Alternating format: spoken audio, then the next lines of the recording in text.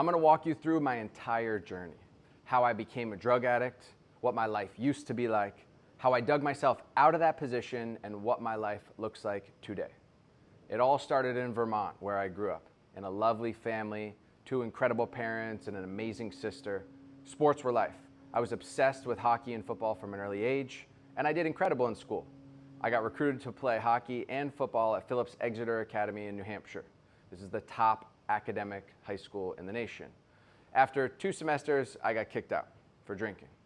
I came back home, and I decided I was gonna start selling crack. So I would go into New York City every weekend, pick up some rocks, come back to Vermont, and sell them at my local high school where I was a super senior.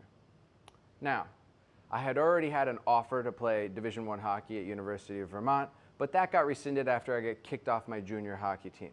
At this point, I just got my 2nd DUI and my 2nd assault charge, and needless to say, life wasn't looking too good. At 19, my parents stopped supporting me completely. They kicked me out of the house and said, figure it out on your own. I then got recruited to play football at Bentley College in Massachusetts. So I told my parents, hey guys, guess what? I'm going to Bentley. I did that, and after 1 football season, I got drunk, started blowing some coke, got into a fight with a kid, and he had to get facial reconstruction surgery, and I put 47 staples in the back of his head. I thought I killed the kid. Another lovely experience. Imagine what I was putting my parents through. So I came back home, and at this time, I got my 3rd DUI and 3rd assault charge. My lawyer, who was on retainer, said, Wade, I can no longer defend you. I know there's a good kid inside, but this ain't him, and you're gonna serve hard time the next time that you are back here in court. So this is when I got introduced to Alcoholics Anonymous, and I would go and get my paper signed. I didn't take it serious, but I stopped drinking. And guys, before I dive into my entire story, I'd like to let you know that I have developed a protocol that has helped me accelerate every area in my life. So I'm gonna go into my drug addiction, and I'm gonna talk about what it looked like and then how I dug myself out of that. And I wanna let you all know, wherever you're at today, you can improve your entire life by following a very simple protocol. This is a program that I have developed that helped me improve my life, okay? So for any of you that wanna skip this story and just say, fuck it, I'm ready to improve my life, you can click the link down below. And for the rest of you that wanna watch my story and understand a little bit more, I'll continue on right here. And at the end of the video, feel free to click the link if you wanna apply to work with me. Let's get into it. Well, within a very short amount of time, maybe 6 months later, I was playing poker. And that poker game ended up being for an Oxycontin 80, okay? One of our friends said, hey guys, I don't have the $10 buy-in, but I'll put the 80 in the middle and take the $70 out. Everyone cool playing for this? I said, yeah, sure. Everyone said, okay, fine. I ended up winning that poker game, and I did a little bit of Oxycontin. And the feeling that I felt after doing Oxycontin was unbelievable. I felt like Senator Edward Mora in Limitless. You guys ever seen that movie Limitless with Bradley Cooper, where his eyes get pushed forward and the light bulb turns on and he's 10 steps ahead of everybody else? That's how I felt on Oxycontin. At that time in my life, I was doing excellent in school. I was working at a bank. I was bartending on the side, and we were managing drug dealers, okay? So I was able to function on Oxycontin at a very high level. The issue was, when I didn't have Oxycontin, I was a monster. We recruited a girl in Texas to send us 500 Oxycontin 80s in the mail every week in a Skittles bag, a big Skittles bag, okay? I would get fronted a 10-pack of Oxycontin, and I would sell 8 of them, and then I would have 2 left over. And so my Oxycontin went from doing a quarter of an Oxycontin 80 per day to very quickly I moved my way up in 3 months to 2 Oxycontin 80s per day. Now for anybody that doesn't know, this is way too much for somebody to be doing on a daily basis. Every single day I was sitting there scraping off this little green film, grading down my 80 with a pipe fitter with all this powder and blowing down. And the first thing that I would do each morning after this was go to the gas station. I would get a Caramello bar, an Arizona iced tea, and 2 packs of Marlboro Reds. That's all I did every single day. I was eating like shit. I was getting so addicted to Oxycontin that I was in horrible health. As this went on, I started to do more and more 80s.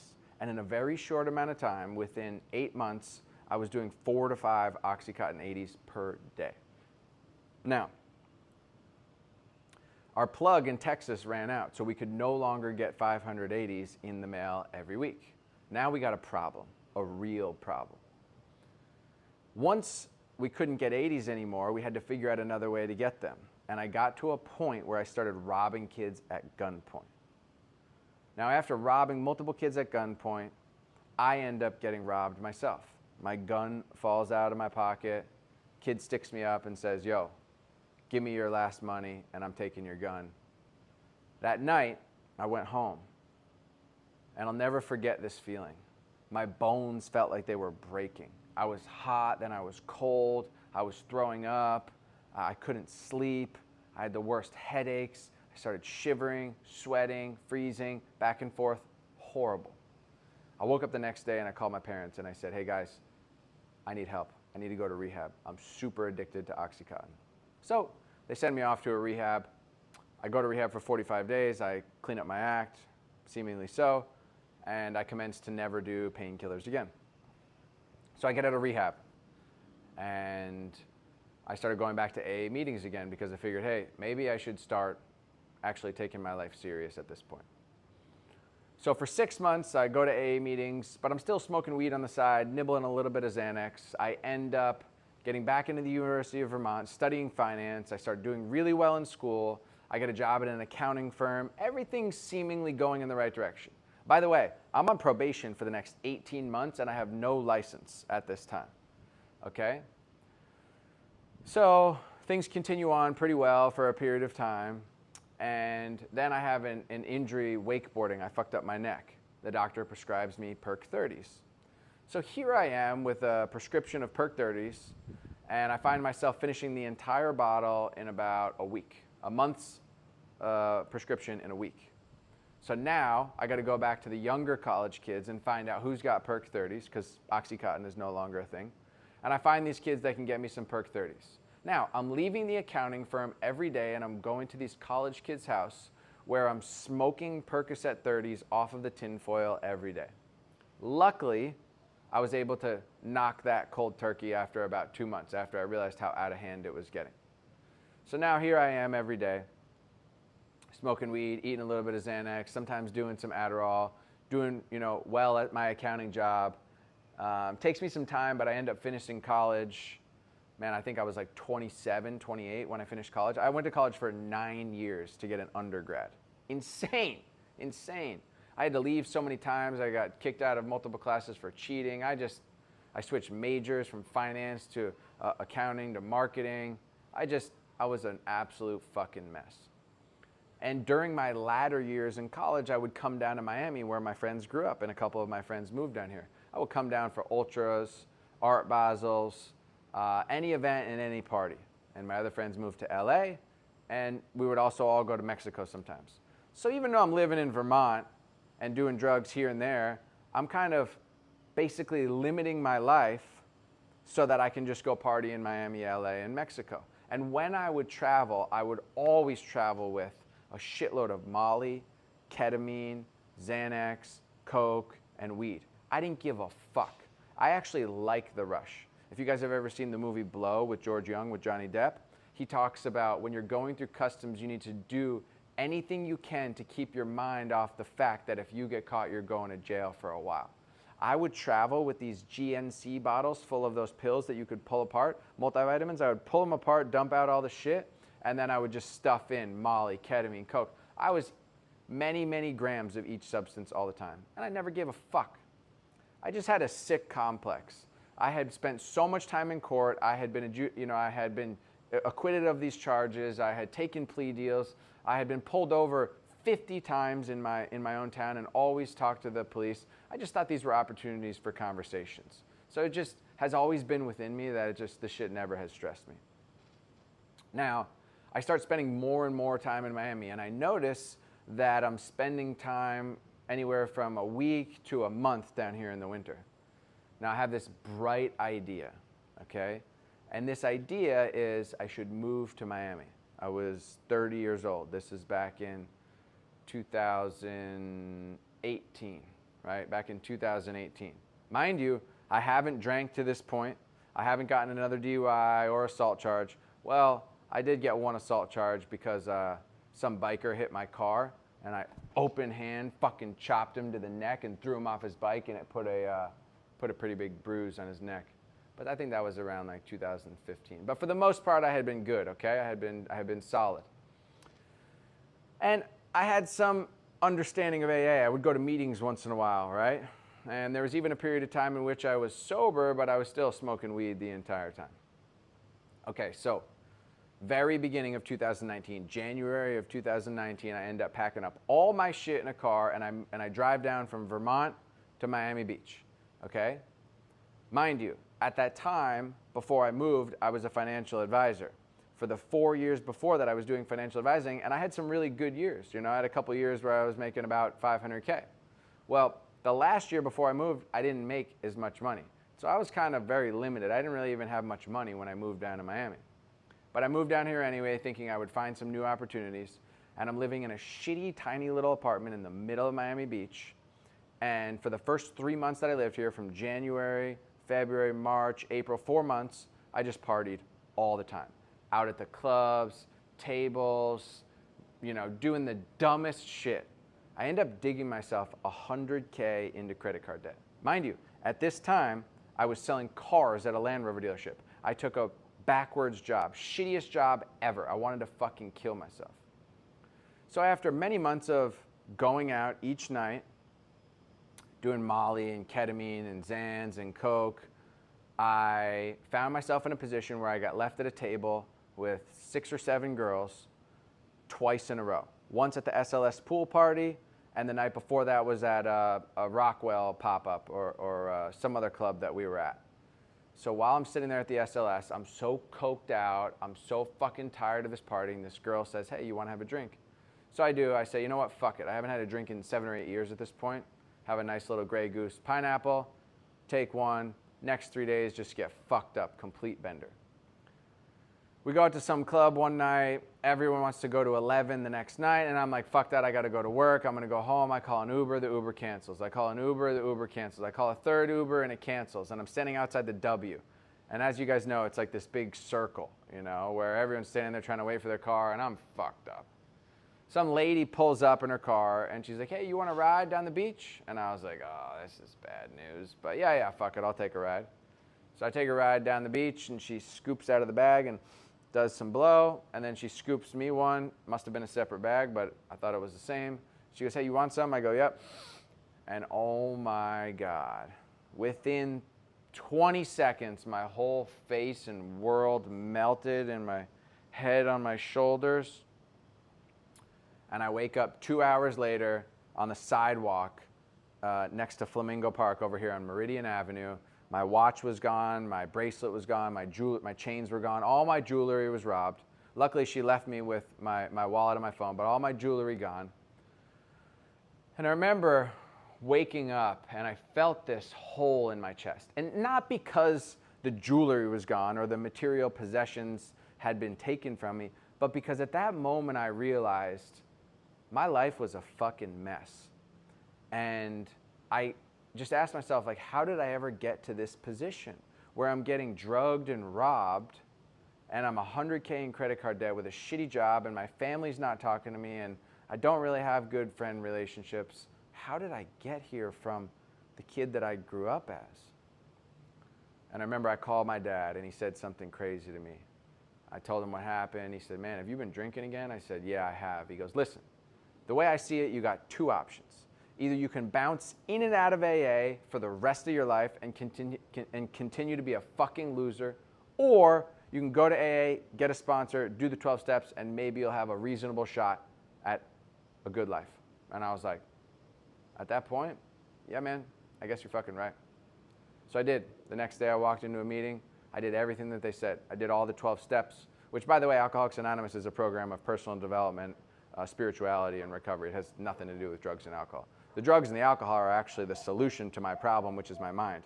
And what Alcoholics Anonymous helps you realize is that you need to rework your mind by taking an analysis of yourself, looking at your character defects, all of your inadequacies, how your pride, fear, and ego play into all of the actions that you take, and how you use addictively. And then you have to start to rework yourself as a person through specific actions so that you never need drugs and alcohol again, but rather you rely on a power greater than yourself.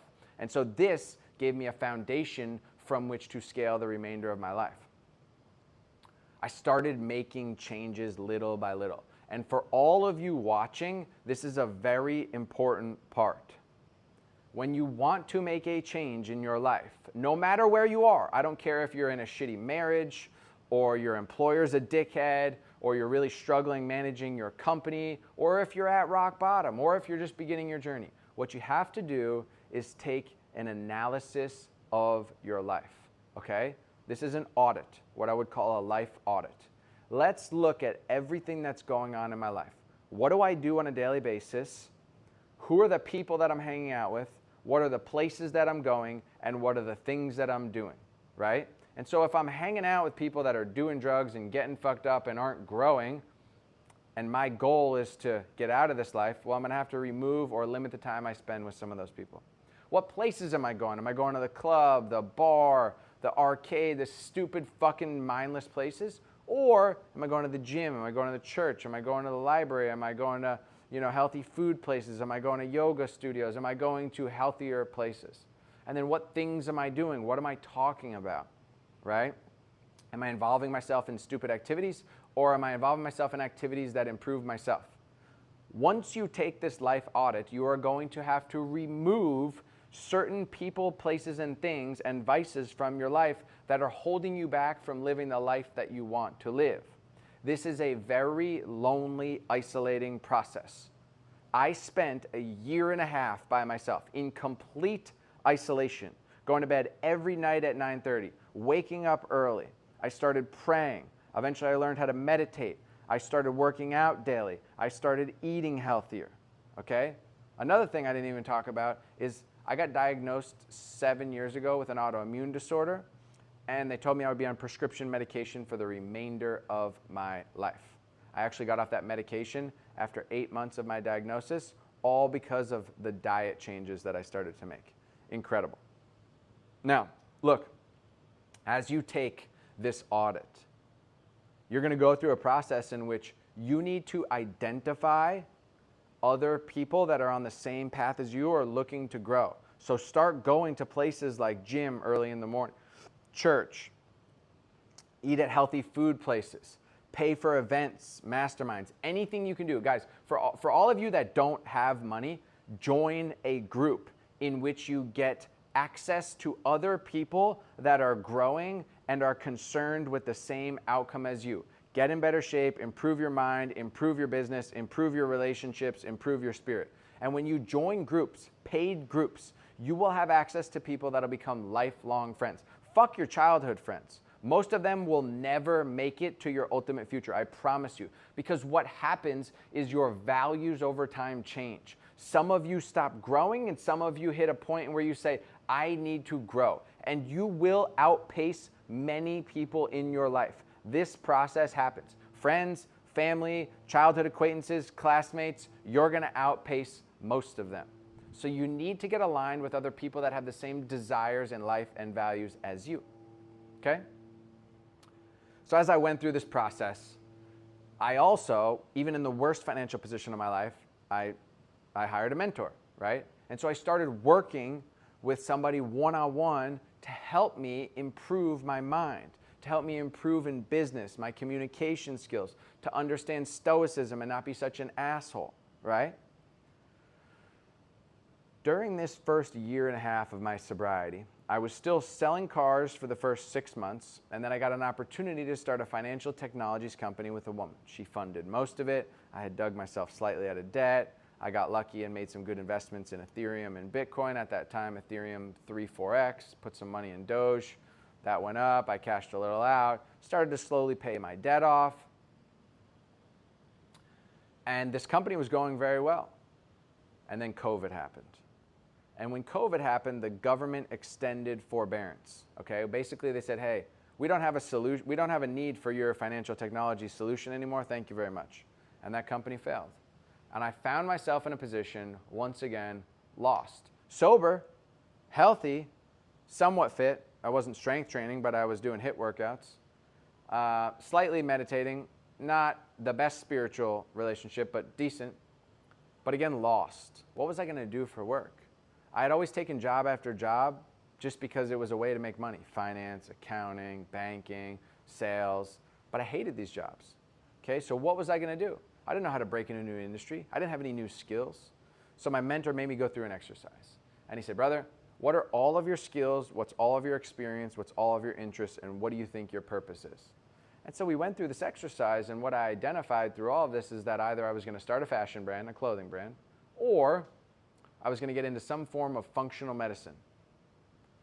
Starting a clothing brand was a long-term thing, and it was going to take a while to get up and running, and it didn't meet my 1, 3, 5-year goals. So I said, you know what? Let's try and get into functional medicine. So I started researching every waking moment on the opportunities that existed in this space. At the time, I changed my LinkedIn profile and my resume and everything to start to show that I wanted to be a part of this industry. So I catch a break. Somebody introduces me to a guy that needs a sales manager. I convince him to run this company. I very quickly move up in the company. It was called Health Gains, hormone replacement, exosomes, IV medicine, supplements, genetic testing, all this sort of shit. I take over this company, and we scale it from 4 million to 12 million in a year and a half. And then 10X Health calls. That's Grant Cardone, Gary Brecka, Brandon Dawson. And they say, hey man, we heard what you just did. We are interested in talking to you about becoming president of our company. So I go in, I have a talk with them, I become president of 10X Health, and then we acquire the company that I just built, Health Gains, and we integrate that into 10X Health, and we scale 10X Health in 1 year from 9 million to 50 million. This was the craziest journey ever. During that time as president, not only did I see employees go from 45 to 280 employees, but we acquired several other clinics and some of our vendors and integrated them at the same time. So I gained a lot of business experience through this. I would have never been able to do this without a mentor, okay?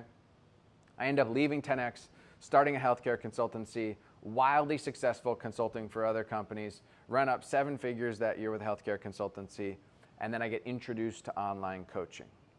And after praying every single day, asking God, please show me exactly what I should do with my life, what I should do with my career, and how I should help other people, he made it very clear that it was my purpose to help other people online overcome the issues that I have, overcome drug addiction, overcome the lack of confidence and the fucked up fixed mindset that I had, overcome their issues with their family and their relationships, right? Overcome their health concerns, to get in better shape, to improve in business, to be liked by people, to grow a network, to not be such an asshole, to literally re-engineer themselves as a person and grow their entire life, okay? Because that's what I did. Instagram and YouTube have given me a platform from which to tell people my story and let them know that there is hope. It doesn't matter where they're at in the journey. It doesn't matter, again, if you're just starting, if you've hit rock bottom, if you're ascending, if you're already super successful. Everybody can benefit from taking an audit of their life and analyzing the areas in which they can and should improve.